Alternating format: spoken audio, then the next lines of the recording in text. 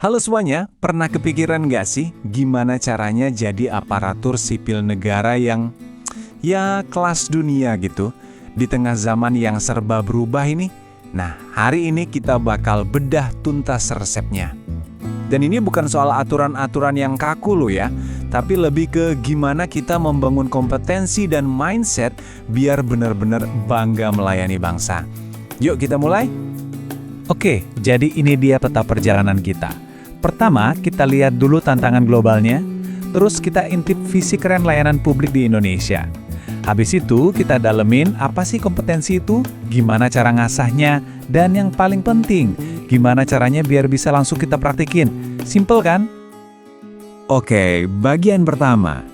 Sebelum kita ngomongin solusi, kita harus paham dulu nih medan perangnya. Kenapa? Karena dunia kita sekarang ini benar-benar dinamis dan penuh gejolak. Pasti udah nggak asing lagi kan sama istilah VUCA. Nah, ini tuh bukan cuma jargon keren-kerenan, tapi ini diagnosis kondisi dunia kita. Volatility, uncertainty, complexity, dan ambiguity. Gampangnya gini, semuanya serba cepat, nggak pasti, rumit, dan abu-abu. Artinya apa buat kita, terutama sebagai pelayan publik? Ya kita dituntut buat punya cara kerja yang benar-benar baru dan super adaptif. Nggak bisa lagi pakai cara lama. Nah, lihat deh grafik ini. Ini ngegambarin masalah utamanya dengan jelas banget. Garis yang atas itu laju perubahan teknologi. Kencang banget. Sementara yang bawah itu kecepatan organisasi kita buat adaptasi.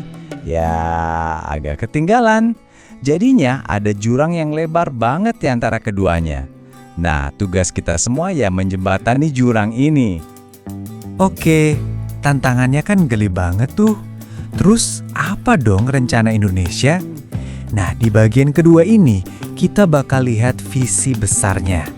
Gimana sih rancangan birokrasi kelas dunia yang lagi disiapin? Semuanya dimulai dari sini. Dari sebuah branding baru, sebuah semangat baru buat setiap ASN. Bangga melayani bangsa.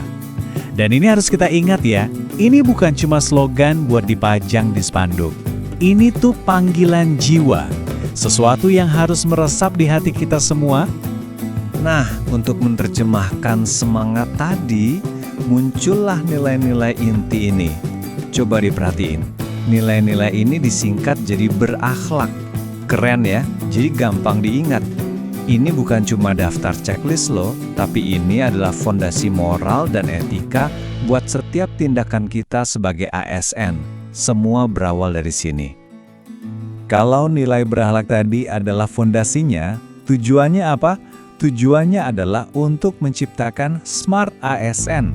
Ini dia nih, profil ASN ideal di era sekarang. Punya 8 senjata ampuh. Mulai dari integritas, profesionalisme, jago networking, sampai punya wawasan global. Pokoknya paket lengkap buat hadapin tantangan zaman. Oke, dari semua nilai berakhlak tadi, kita mau fokus ke satu huruf nih. K, yang artinya kompeten. Tapi kompeten itu sebenarnya apa sih? Yuk kita bedah bareng-bareng. Gini deh, biar gampang bayanginnya. Kompetensi itu kayak bikin kue. Nggak cukup cuma tahu resepnya, itu namanya pengetahuan. Kita juga harus jago ngaduk adonannya, manggangnya pas, itu keterampilan. Nah, yang paling penting, kita harus punya semangat pengen bikin kue yang paling enak sedunia. Itu sikap atau attitude. Jadi kompeten itu ya gabungan seimbang dari ketiganya. Tahu apa, tahu gimana, dan tahu kenapa. Nah, kalau di dunia ASN, kompetensi itu dipecah lagi jadi 3 jenis. Pertama, kompetensi teknis. Ini soal sejago apa kamu di bidang kerjaanmu. Kedua, kompetensi manajerial. Ini soal kemampuanmu memimpin tim dan ngelola kerjaan. Dan yang ketiga, kompetensi sosial kultural. Ini soal kepintaran kita berinteraksi dan memahami masyarakat Indonesia yang super beragam ini. Oke, kita udah tahu apa itu kompetensi. Itu langkah pertamanya. Sekarang, bagian yang paling seru. Gimana caranya kita bisa terus-menerus membangun kompetensi ini? Yuk, kita lihat panduannya. Dengerin deh kutipan dari seorang futuris, Alvin Toffler. Puluhan tahun lalu loh dia udah bilang gini, orang yang buta huruf di abad ke-21 itu bukan mereka yang nggak bisa baca dan tulis, tapi mereka yang nggak bisa belajar, melupakan yang lama, dan belajar kembali. Dalam banget kan? Nah, kutipan tadi itu intinya adalah siklus ini. Ini kunci biar kita tetap relevan. Pertama, learn. Ya jelas kita harus terus belajar hal baru. Kedua, unlearn. Ini yang sering susah nih. Kita harus berani ninggalin cara-cara lama yang udah nggak relevan lagi. Dan ketiga, relearn. Buka pikiran kita buat belajar lagi hal yang sama, tapi dengan cara atau perspektif yang baru.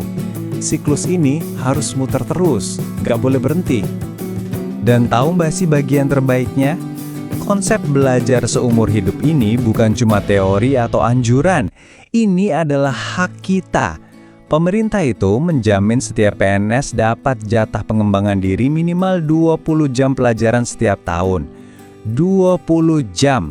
Jadi, ayo kita manfaatin fasilitas ini semaksimal mungkin. Oke, sekarang kita sampai di bagian terakhir. Setelah ngomongin teori, visi, dan konsep, gimana sih wujud nyatanya dalam kerjaan kita sehari-hari? Yuk kita lihat kompetensi dalam aksi. Sebenarnya, kalau diringkas, jadi orang yang kompeten itu intinya ada di 3 perilaku ini. Kedengarannya simple, tapi dampaknya luar biasa. Pertama, terus tingkatkan kemampuan diri sendiri. Kedua, jangan pelit ilmu, bantu orang lain buat belajar juga. Dan ketiga, apapun tugasnya, kerjakan dengan kualitas terbaik. Udah, itu aja intinya. Jadi, pada akhirnya, semua cetak biru ini bukan cuma soal bikin birokrasi jadi lebih baik. Ini juga soal kita. Soal gimana kita bisa jadi versi terbaik dari diri kita sendiri.